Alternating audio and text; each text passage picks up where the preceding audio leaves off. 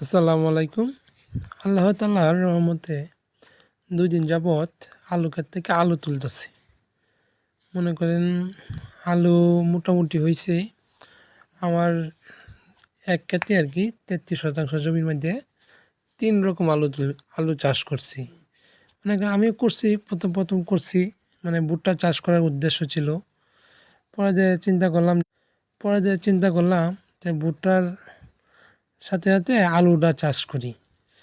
কিন্তু নিজের ওইটা ভুল হইছে যে প্রথমে আমি এত বড় গৃহস্থী মানে আমার আমার ধারণা যে মনে করেন কৃষির মধ্যে সবচেয়ে কঠিন চাষ হলো আলু চাষ। মানে এই আলু চাষটাই আমি নিজে প্রথম করলাম। হ্যাঁ, আলু হইছে কিন্তু এতটা সুবিধা হয় নাই।